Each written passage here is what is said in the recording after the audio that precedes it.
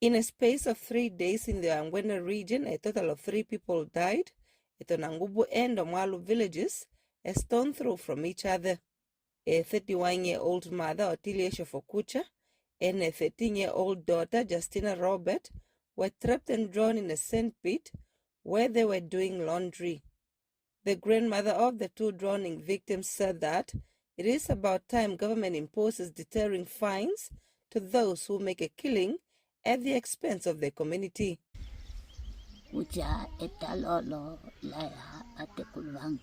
That pit where my children died and many others must be filled up with sand so that it can be a bit safer and easy for people to go in and out to save more lives. Those were my kids, and it's really painful. The grandmother of the 2 drowning victims said that it is about time government imposes deterring fines to those who make a killing at the expense of the community. Spokesperson in the Ministry of Environment and Tourism, Romeo Miunda, says so far there are no provisions of compensating people who die in pits left open by sand miners. The ministry is implementing what we call the Environmental Management Act to regulate activities that has potential to damage the environment, but also lead to community risks. So in this regard, we are aware of earth dams or borrowed pits that are existing, especially in the northern parts of the country. Some of these borrowed pits were dug before independence or soon after independence. However, we are working with the Roads Authority as well as the Road Fund Administration to rehabilitate some of these borrowed pits. To date, we have already rehabilitated most of these borrowed pits to acceptable standard, also to minimize the impact on the environment, but also the risk on the communities.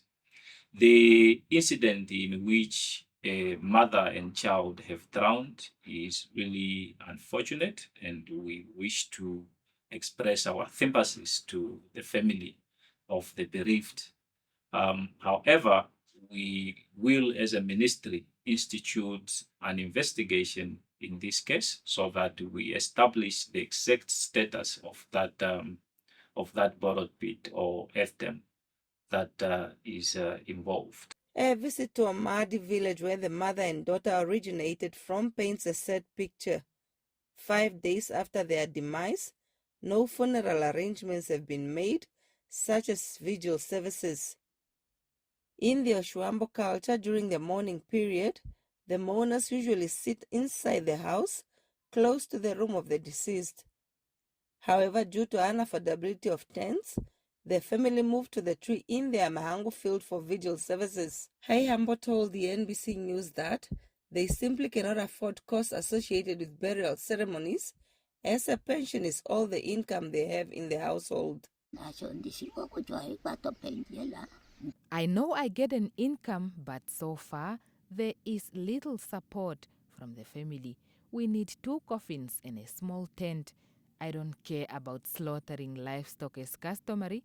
All I need from my fellow countrymen is to assist with funeral-related costs so we can lay our loved ones to rest.